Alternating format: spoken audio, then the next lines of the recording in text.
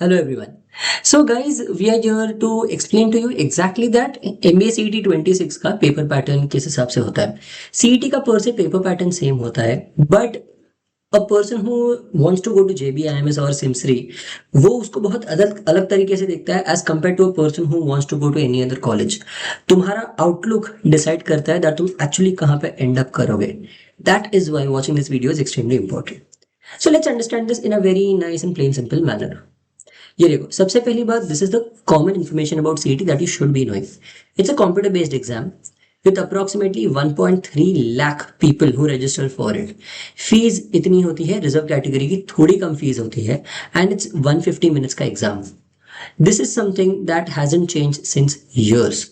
Total number of questions 200 and total marks 200. There is no negative marking. That is something that is very, it is helpful and it is also not helpful. I'll explain to you why. अब सबसे पहली बात देखो, समझो अगर मैं और रोहन, सम गाय रोहन, हम दोनों का नॉलेज लेवल सेम है. रोहन को 128 मार्क्स आए, मुझे 127 मार्क्स आए. क्यों? क्योंकि शायद वो दिन रोहन का एक तुक्का सही हो गया, बिकॉज नेगेटिव मार्किंग नहीं है तो रोहन ने तुक्के भी मारे, एंड उसकी वजह से क्या प्रॉब्लम हुआ that he scored 128 and I scored 127. Now if by God's grace he ends up getting into JBIMS and मुझे अगर सिमसरी मिल गया, फर्क सिर्फ एक मार्क का है, बट अंडरस्टैंड दैट JBIMS और सिमसरी में एक लाइफ टाइम का फर्क पड़ जाता है in terms of the quality of education, the batch, the placements and the overall value of your MBA degree जो तुम्हें साल दर साल मिलती रहेगी. ये चीजें कोई समझता ही नहीं और ये चीजें सोचता ही नहीं है, because of which negative marking होना जरूरी है. नेगेटिव मार्किंग सीईटी में नहीं है, उसकी वजह से what you have to do and what you have to learn is, ये जो तुक्के वाला जो पार्ट होता है ना उसको तुम्हें थोड़ा थोड़ा कम करना पड़ता है, बिकॉज ऑफ विच तुम्हारा स्पीड बहुत हाई होना चाहिए. That means you need to know how to approximate answers, you need to know how to guess the answers correctly, how to understand कि क्वेश्चन अगर ये टाइप का है तो आंसर इन तीन में से एक होगा. For example, a trick that I normally tell my students and it really helps them is that geometry के क्वेश्चंस में जब भी स्पीयर या सर्कल वाला क्वेश्चन होता है एंड नॉर्मली वॉल्यूम या फिर एरिया पूछा हुआ है, सरफेस एरिया पूछा है, then what you can very simply do is options में जो 11 का मल्टीपल है वो ढूंढ लो. क्यों? बिकॉज पाई मल्टीप्लाई होता है हमेशा एक सर्कल में और स्पीयर में, तो दैट इज 22/7. 2 तो किधर किधर कैंसिल हो जाता है, but it is very rare for a question जिसमें 11 किधर भी डिनोमिनेटर में आता है, specially when it comes to geometry. तो अगर वो नहीं है, देन जो भी आंसर होगा उसमें 11 कहीं ना कहीं न्यूमरेटर में मल्टीप्लाई हुआ है बिकॉज ऑफ द पाई, तो 11 का multiple is going to be your answer. तो ऐसे स्मार्ट तरीके होते हैं जो अगर तुमने यूज किए तो क्वेश्चन तुम्हारा फास्ट सॉल्व हो जाता है. और ऑल्दो बाकी लोग रैंडम तुक्का मार रहे हैं, तुम एक कैलकुलेटेड गेस मार रहे हो जिसकी वजह से तुम्हारा chances of being right are very high. ठीक है. नाउ इस बार का जो and the courses that you are going to aim for are MBA, MMS and PGDM, where the top college is given MMS degree. Some other colleges which are personal, अपने खुद का courses है, for example Welingkar, We School, वो MMS भी देता है और PGDM भी देता है, पर PGDM की फीस बहुत ज्यादा होती है. एंड फाइनली आता है MBA which is given by few colleges like PUMBA. ज्यादातर कॉलेजेस MMS ही देती है. इस बार is the first time that CET is going to happen 2 times. This is in the history, पहली बार दैट CET एग्जाम 2 बार होने वाला है. So you get twice the chance and there is also twice the risk for you because the cut offs will increase. It is just a statistical logic that अगर 2 बार होने वाला है तो कट ऑफ्स भी ज्यादा होंगे, because there be more people at higher percentiles, क्योंकि सब सेम लोगों को तो सेम परसेंटाइल नहीं आएगा. नाउ ओवरऑल CET का पेपर पैटर्न अगर हम देखने जाए, एग्जाम में अगर देखने गए तो ये 5 टाइप के क्वेश्चंस होते हैं. That is logical reasoning, abstract reasoning, quantitative aptitude, verbal reasoning. And मैं वर्बल रीजनिंग से रीडिंग कॉम्प्रिहेंशन को थोड़ा अलग रखता हूं बिकॉज इनका प्रिपरेशन का तरीका बहुत अलग होता है, जिसमें अगर मैं गिनूं तो ये 3 का एक एक सेक्शन है जो है logical reasoning, abstract reasoning, quantitative aptitude and RC and VA. इन दोनों का एक सेक्शन है that is verbal ability and reading comprehension. ऐसे नाउ लॉजिकल रीजनिंग के 75 क्वेश्चंस. तो मोस्ट लोग क्या करते हैं, वो लोग डर की वजह से अरे 75 मार्क्स का है तो लॉजिकल रीजनिंग पे सबसे ज्यादा ध्यान देते हैं और एब्स्ट्रैक्ट को वो लोग कम ध्यान देते हैं. Now think of it in this manner. अगर मैं बोलूं मेरे पोर्टफोलियो में 10% रिस्की स्टॉक्स है और 75% सेफ स्टॉक्स है, मुझे सेफ स्टॉक्स अप्रोक्सीमेटली 8 या 9% रिटर्न देते हैं। तो समझो 75% में मैं कितना कमाऊंगा, 8 या 9% मतलब अप्रोक्सीमेटली मैं 7.5% जितना कमा लूंगा। दैट्स इट, मैक्सिमम 7% जितना रिटर्न मिलेगा मुझे। एंड मैं बोलता हूँ जो मेरे रिस्की स्टॉक्स है वो रिस्की स्टॉक्स मुझे 50% रिटर्न देते हैं। इसका मतलब मैं 10% ऑफ माई पोर्टफोलियो से 5% कमाता हूँ टोटल, एंड मैं 75% में से 7% कमाता हूँ। तो ज्यादा अच्छा परफॉर्मिंग कौन सा है? मेरा जो रिस्की पोर्टफोलियो है वो ज्यादा अच्छा परफॉर्म कर रहा है। तो इसके लिए you must understand that abstract reasoning को हल्के में नहीं लेना चाहिए और लॉजिकल रीजनिंग पे बहुत पागल जैसा एफर्ट नहीं डालना चाहिए। You need to understand that paying attention to each and every section is important. But I will tell you इसमें कौन सी चीज करनी, कौन सी चीज नहीं करनी, कौन सी चीज में ज्यादा ध्यान देना और कौन सी चीज को थोड़ा बहुत अवॉइड कर सकते हैं या फिर इसको सेकेंड लेवल ऑफ अटेंशन दे सकते हैं, बट प्राइमरी तुम्हारा गोल वो नहीं होगा। So if you look at it, ये अपना पूरा सीईटी का पोर्शन है। सीईटी का पोर्शन इतने में खत्म हो जाता है।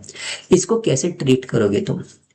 लोगों को लगता है दैट मिक्स पजल टफ है तो उन पे बहुत ज्यादा ध्यान देना चाहिए। My students also, lot of them come to me and tell me sir mix puzzles नहीं होते सर, मैं बहुत प्रैक्टिस करता हूँ, दिन के 3-3 4-4 करता हूँ। And my concern with them is, तुम अगर दिन का 2 घंटा मिक्स पजल्स को दे रहे हो जो ओवरऑल सीईटी में आता है मुश्किल से 10 मार्क्स का, तो तुम 190 मार्क्स का जो पेपर है उस पर कम ध्यान दे रहे हो। दैट मीन्स तुम 10% को 10 मार्क्स को 190 मार्क्स पे भारी होने दे रहे हो। ये कौन सी स्ट्रैटेजी और ये कहाँ का लॉजिक है? You need to understand that कौन सी चीज को कितना एफर्ट देना should depend on how many marks does it come for. So let's calculate that कौन सी चीज कितने मार्क्स के लिए आती है। ये जो सर्कुलर, टैबुलर और लीनियर के बेसिक टाइप के पजल्स है वो अप्रोक्सीमेटली 20 मार्क्स के लिए आते हैं। मिक्स्ड पजल्स 10 मार्क्स के लिए आते हैं। LR स्टैंड अलोन ओवरऑल अगर देखने गए तो ओवरऑल अप्रोक्सीमेटली 25 मार्क्स के लिए आता है। एंड क्रिटिकल रीजनिंग जो बचे हुए मार्क्स है दैट इज 30 एंड 25 55, बचे हुए 20 मार्क्स के लिए क्रिटिकल रीजनिंग एंड ये डेटा सफिशिएंसी और वेन डायग्राम आता है। Again understand that data sufficiency Venn diagram बहुत ज्यादा जरूरी नहीं है। वेन डायग्राम बिकॉज बाकी एग्जाम्स में पढ़ा हुआ है इसीलिए काम का है, पर बाकी उतना ज्यादा उस पर फोकस नहीं दिया तो चल जाएगा।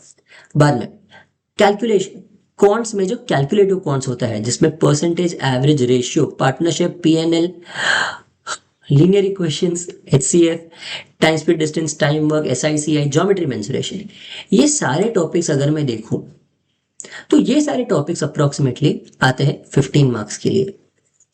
एंड ये जो इतने सारे टॉपिक्स है ना, इनमें से ये number series, problems on edges, probability, number system, shirts and dices, quadratic, data sufficiency, clocks, cube, circular, logarithm, trigonometry, coordinate geometry and APGP, इसमें अगर मैं गिनूं जो सबसे टफ टॉपिक्स कौन से हैं, which are the toughest topics, let me mark them with a different colour. I will mark the tough topics with a blue colour. ये जो नंबर सिस्टम है, this is a very tough topic. Quadratic equations is a tough topic. Circular races is a tough topic. Trigonometry, coordinate geometry and GP and HP, ये जो 6 topics हैं, ये 6 topics total मिलके 6 marks के लिए भी नहीं आते। तो अगर तुम ये 6 पे ध्यान देने वाले हो, अगर तुम ये 6 पे ध्यान देने वाले हो तो तुम एंड अंडरस्टैंड दैट ओवरऑल ये सारा का सारा, सॉरी व्हाट दैट या ओवरऑल ये सारा का सारा 15 मार्क्स के लिए आता है, जिसमें से ये 6 मार्क्स का छोड़ के भी तुम 9 मार्क्स तो ला सकते हो based on those easy topics. तो तुम्हें वो ये 6 टॉपिक्स छोड़ दिया तो भी चलेगा। जब तुम्हारे ये बाकी के टॉपिक्स हो जाए, परफेक्टली हो जाए, तब जाके वो 6 पे ध्यान देना, पर पहले से उन 6 पे ध्यान मत दो। सिमिलरली DI आता है जब आता है तब, this is again not a standard CET paper, जब आता है तब DI के 4 सेट्स आते हैं 20 मार्क्स के लिए।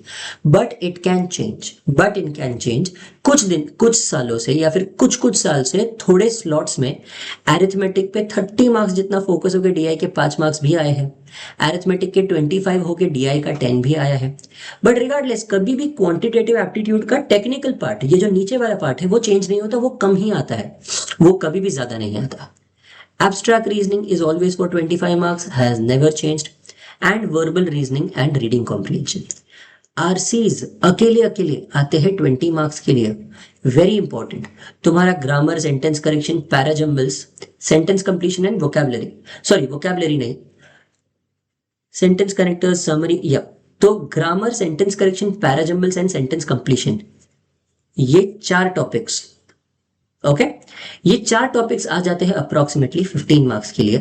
And vocabulary, probable starters, sentence connectors, summary and fact inference judgement, जो आजकल बहुत कम आ रहा है, वो टोटल मिलके 15 मार्क्स के लिए आते हैं। तो जो लोग बोलते हैं कि मेरा आरसी स्ट्रांग नहीं है, मैं उसे छोड़ देता हूं, नहीं, तुम 50 मार्क्स में से 20 मार्क का छोड़ रहे हो। इनफैक्ट इफ एनीथिंग तुम्हें सिर्फ आरसी, और अगर तुमने ग्रामर पे ध्यान दे रहे हो तो तुम 50 में से 35 लेके आ सकते हो। Now I just uploaded a video a few days ago, जिसमें मैंने पूरा मेरे जो स्टूडेंट्स के साथ मैंने ग्रुप काउंसलिंग लिया था, 1 घंटे से भी ज्यादा लंबा वीडियो है वो। देखो मैंने उसमें एग्जैक्ट स्ट्रैटेजी बताया है, इनमें से कौन से टॉपिक सॉल्व करने हैं, कौन से टॉपिक्स नहीं करने, everything is included there. All you have to do is just follow that video में given strategy and you will understand तुम्हारी कहाँ कहाँ पे गलती भी होती है। That is the detail in which you should have a guidance. Now, if you are liking such guidance, then we are having like हमारा हर हफ्ते काउंसलिंग होता है, हमारे 40+ hours of actual live 40+ hours of counseling तुम्हारा अब से होने वाला है। In this new course that we have started, that is CET Core. CET Core literally हमारे ओरिजिनल कोर्स से सीधा हमने 10,000 डिस्काउंट देके हमने तुम्हें इसमें पूरा का पूरा पोर्शन, इनके लाइव लेक्चर्स का रिकॉर्डिंग प्लस इतनी सारी मॉक टेस्ट, जिसमें तुम्हें पर्सनलाइज्ड एनालिसिस मिलता है जो और कहीं भी नहीं मिलता। You get 40+ hours of weekly counselling sessions and 40+ hours of live workshops जो मैं पर्सनली सिखाता हूं, okay. These are 40 hours of workshops जो मैं सिखाता हूँ on the most important topics in MBA CET so that you ace them, और तुम कभी उनमें गलती नहीं करके आओगे। तुम्हें एक डेली स्टडी प्लान मिलता है जो तुम्हें कंसिस्टेंसी मेंटेन करने के लिए हेल्प करेगा, and you get our ebooks and the access to our 120+ group. Also understand, तुम्हें 2 counselling sessions, if you go for the core alpha then तुम्हें 2 काउंसलिंग सेशंस तुम्हारे परफॉर्मेंस पे based and mock buddy sessions भी मिलते हैं। Mock buddy sessions मतलब live mock solving, जिसमें तुम्हारा स्ट्रैटेजी एकदम कंफर्म हो जाएगा कि सीईटी में कैसे परफॉर्म करना है। नॉर्मली ये मेरे काउंसलिंग्स और मॉक बडी के बाद लोगों का एटलीस्ट 15 मार्क्स से तो स्कोर बढ़ ही जाता है। That is the standard thing I have seen for all the students. So please make sure that if you guys are very serious about your MBA CET prep, then this is the course that you should be looking at.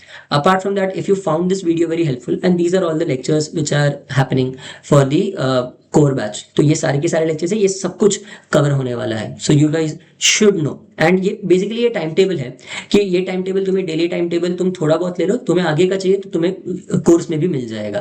तो daily time table के साथ you will get everything that you need to do. And if you guys really find this video helpful, then please make sure that you guys just click on the like button. It will be extremely helpful for me if you click on the like button. ठीक है? I'm sorry ये video थोड़ा falter कर रहा है। Yes अब नहीं आ रहा है। तो या this is how we can help you guys out, and I hope this video was helpful. If it was, just click on the like button and comment down to the comment section में जो भी चाहिए हमारी side से, नए videos जो चाहिए please वो कमेंट करते रहो, so that we are more motivated to post more videos for you. चलो बाय एवरीवन।